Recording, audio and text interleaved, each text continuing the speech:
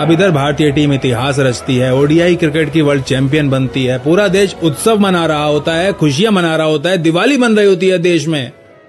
और उधर खुद बीसीसीआई का चीफ एनकेपी साल्वे साहब शोक में डूब जाते हैं। उनका बीपी ऊपर चला जाता है, वो टेंशन में आ जाते हैं। उस समय बीसीसीआई के चीफ रहे एनकेपी साल्वे, महाराष्ट्र से आने वाले कांग्रेस के एक बहुत ही सम्मानित नेता, जो राज्यसभा में कांग्रेस के एमपी हुआ करते थे और आगे चल के 1993 में पीवी नरसिम्हा राव के अंडर कैबिनेट मंत्री भी बनने वाले थे। वो साल्वे साहब टेंशन में आ जाते हैं, शोक में डूब जाते हैं, क्योंकि उन्हें पता था कि हमारे बोर्ड के पास अब इन खिलाड़ियों को देने के लिए एक पैसा नहीं है। इसीलिए भारत के वर्ल्ड कप जीतते ही वो पहला फोन ना ही देश की प्रधानमंत्री इंदिरा गांधी को लगाते हैं और ना ही उनके सुपुत्र और कांग्रेस के जनरल सेक्रेटरी राजीव गांधी को। वो सबसे पहला फोन लगाते हैं बीसीसीआई के ट्रेजरर को और अकाउंटेंट को। वो अकाउंटेंट से पूछते हैं कि भाई ये बताओ, बोर्ड के अकाउंट में कितने पैसे पड़े हुए हैं? हमने सोचा नहीं था, लेकिन ये खिलाड़ी वर्ल्ड कप जीत गए और वर्ल्ड कप जीत के जब वापस आएंगे तो इन्हें कुछ देना तो पड़ेगा इनाम में, तो कितने पैसे दे सकते हैं? अकाउंटेंट कहता है कि सर, अगर पूरा अकाउंट भी खाली कर दें, पूरे बैंक अकाउंट पे झाड़ू फेर दें, तब भी 15-20 हजार रुपए, ज्यादा से ज्यादा 20 हजार रुपए। इसलिए वो अगला फोन अपने पीए को लगाते हैं और पीए से पूछते हैं कि भाई मैं एमपी हूं, मेरे एमपी फंड में मुझे हर साल पैसा मिलता है, तो बताओ उसमें कितने पैसे पड़े हैं, वहां से पैसे निकाले जाएं तो हम खिलाड़ियों को कितने दे सकते हैं? उनका पीए कहता है सर 1 लाख रुपए पड़े हैं, 1 लाख से ऊपर नहीं हो पाएगा, आपके फंड में 1 लाख है, बाकी खर्च हो गए इधर उधर, ये बनवा दिया वो बनवा दिया, 1 लाख रुपए से ऊपर नहीं हो पाएगा आपके फंड में से निकालें तो बीसीसीआई के पास जो पैसे थे और इनके एमपी फंड में जो पैसे थे, वो मिलाकर भी हर खिलाड़ी के लिए इनाम की राशि 25,000 से ऊपर नहीं जा पा रही थी। 25,000 rupees per player world cup जीतने के बाद, उस समय के हिसाब से $2,500 मात्र। उनको इंदिरा गांधी से तो कोई आशा नहीं थी, क्योंकि इंदिरा गांधी ने पहले ही मना कर दिया था। उन्होंने फोन लगाया था पीएमओ को, वो इंदिरा गांधी जी से बात करना चाहते थे, लेकिन बात हो नहीं पाई थी। लेकिन इंदिरा गांधी जी के पीएमओ में आसपास जो उनके रहते थे पीएमओ में, उन्होंने साल्वे साहब से फोन पे ही साफ मना कर दिया था कि भाई पैसे नहीं है, संविधान में कोई ऐसा प्रावधान नहीं है जिसके तहत पैसे दिए जा सकें। कहां से दें पैसे? कोई कानून तो हो, कोई ऐसा कानून हो, कोई प्रावधान हो संविधान में जिसके तहत हम पैसा, ये फंड्स रिलीज कर सकें। नहीं है हमारे पास कोई ऐसा प्रावधान, तो उन्होंने साफ मना कर दिया था। लेकिन फिर भी साल्वे साहब दिल्ली जा रहे थे, क्योंकि उनको उम्मीद थी राजीव गांधी जी से। राजीव गांधी जी एक युवा नेता थे, कांग्रेस के जनरल सेक्रेटरी भी थे, और अभी पिछले साल यानी कि 1982 में हुए एशियन गेम्स में उन्हें बहुत बड़ी बड़ी जिम्मेदारियां दी गई थी। उन्होंने एशियन गेम्स को मैनेज किया था, खेलों से उनको लगाव था, तो राजीव गांधी से मिलने दिल्ली गए। लेकिन राजीव गांधी जी ने भी अपने हाथ खड़े कर दिए। उन्होंने कहा भाई जब मम्मी ने मना कर दिया तो मैं पैसे कहां से दूं?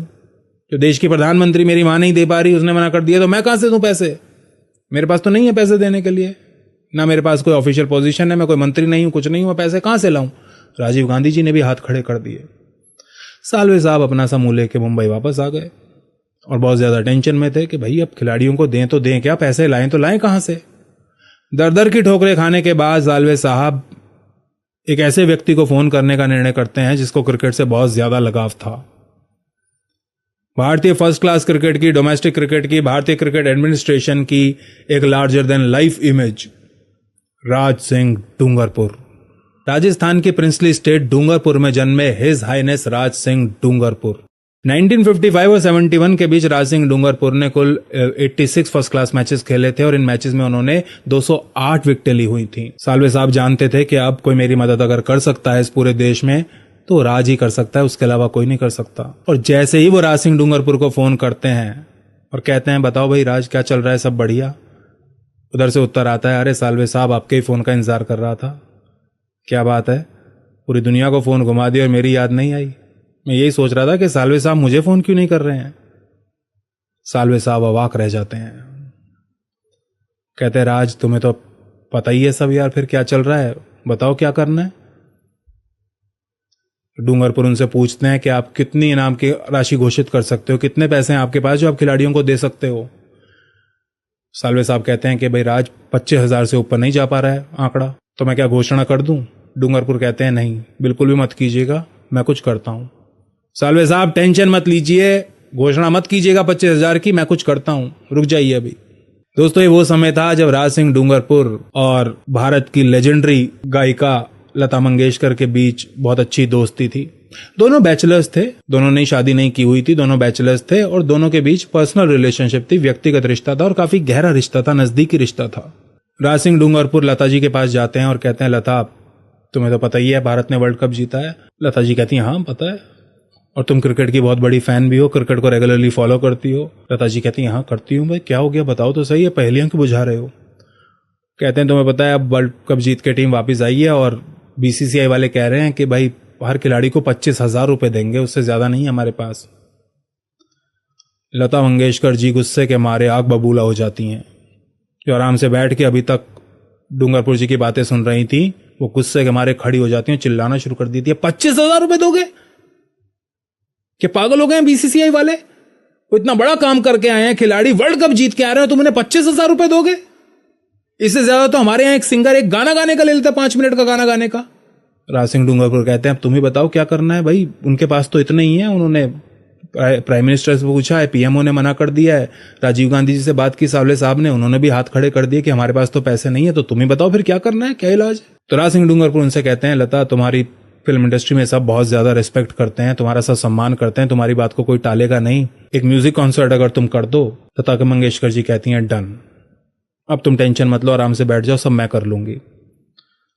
लता जी तभी के तभी फोन घुमाना शुरू कर देती हैं इंडस्ट्री के दूसरे सिंगर्स को और म्यूजिशियंस को, और हर वो आदमी जिसको वो फोन करती हैं वो बिना कोई सवाल पूछे, free of charge, free of cost, बिना एक नया पैसा लिए कॉन्सर्ट करने को दिल्ली में तैयार हो जाता है।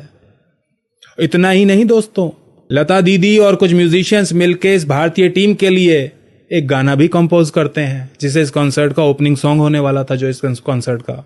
और ये सब काम करते हैं ये म्यूजिशियन, सिंगर्स और लता जी बिना पैसे के, बिना एक पैसा लिए।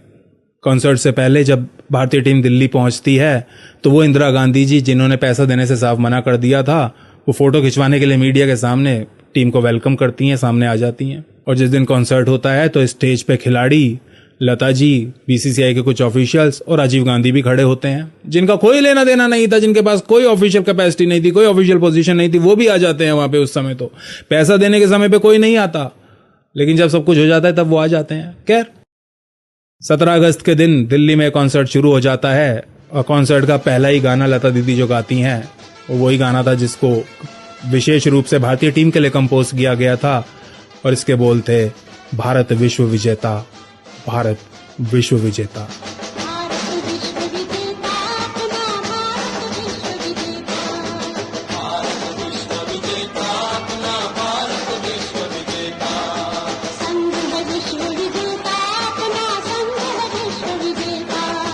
स्वर सम्राज्ञ लता जी द्वारा गाए गए इस गाने के साथ इस कॉन्सर्ट की शुरुआत होती है और ये कॉन्सर्ट खत्म भी हो जाता है। भारतीय फिल्म इंडस्ट्री के और भी कई सिंगर्स इसमें परफॉर्म करते हैं और कॉन्सर्ट खत्म होते होते ऑर्गेनाइजर्स द्वारा भारतीय टीम के लिए पूरे 20 लाख रुपए रेज कर लिए जाते हैं, 20 लाख रुपीस, और तब जाकर कहीं ये राशि भारतीय खिलाड़ियों में बांटी जाती है। कब इंदिरा गांधी 1983 में भारतीय टीम से मिली थी, उनका वेलकम करने आई थी, और इस बार नरेंद्र मोदी आए आज 2024 में 41 साल बाद। उन्होंने 40 मिनट के लिए भारतीय खिलाड़ियों के साथ बातचीत भी की, और जब वो खिलाड़ियों के साथ बातचीत कर रहे थे तब देश को एक बात ऐसी पता चली जो अभी तक नहीं पता थी, और वो बात थी भारतीय टीम के खिलाड़ी ऋषभ पंत से संबंधित। 1.5 साल पहले मेरा एक्सीडेंट हो गया था, तो काफी टफ टाइम चल रहा था। वो मेरे को याद है बहुत ज्यादा, क्योंकि आपका कॉल आया था सर मेरी मम्मी को, तो बहुत ज्यादा दिमाग में बहुत सारी चीजें चल रही थी। बट जब आपका कॉल आया, मम्मी ने मेरे को बताया कि सर ने बोला कोई प्रॉब्लम नहीं है, तब थोड़ा मेंटली रिलैक्स हुआ काफी। ऋषभ, जब आपका रिकवरी चल रहा था, मैंने आपसे माँ से बात किया था, मैंने 2 बातें कही थी। एक तो मैं पहले डॉक्टर से चर्चा की थी, तो डॉक्टरों से मैंने ओपिनियन लिया था। फिर मैंने कहा कि भाई कहीं इसको बाहर ले जाना है तो आप मुझे बताइए, हम चिंता करेंगे।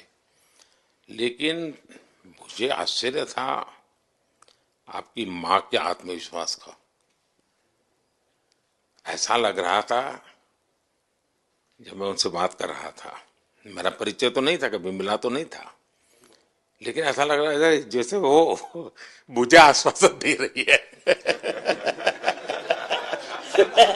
यार बड़ा बड़ा बड़ा गजब का था जी। दोस्तों, एक तरफ तो हमारे देश में इंदिरा गांधी और राजीव गांधी जैसे प्रधानमंत्री रहे हैं, मोरारजी देसाई जैसे प्रधानमंत्री रहे हैं, जिसकी वजह से ना जाने कितने RNDW के एजेंट्स को पाकिस्तान में अपना जीवन खोना पड़ा, आज तक भी जेल में सड़ रहे होंगे। दूसरी तरफ हमारे देश में आज हमें एक नरेंद्र मोदी जैसा प्रधानमंत्री मिला है। उसके एक खिलाड़ी को, और कोई बहुत बड़ा स्टार खिलाड़ी नहीं, नॉर्मल सा खिलाड़ी, एक खिलाड़ी का एक्सीडेंट हो जाता है, उसको चोट लग जाती है, तो पर्सनली उसके ट्रीटमेंट को सुपरवाइज करता है, उसकी मां को फोन करके दिलासा देता है। उसके 8 पूर्व नौसैनिकों को दोहा में मृत्युदंड दे दिया जाता है, तो उसकी भूख प्यास मर जाती है, वो खाना छोड़ देता है। जब तक उनको देश में वापस नहीं ले आता जेल से बाहर निकाल के, तब तक चैन से नहीं बैठता। आज हमें एक ऐसा प्रधानमंत्री मिला हुआ है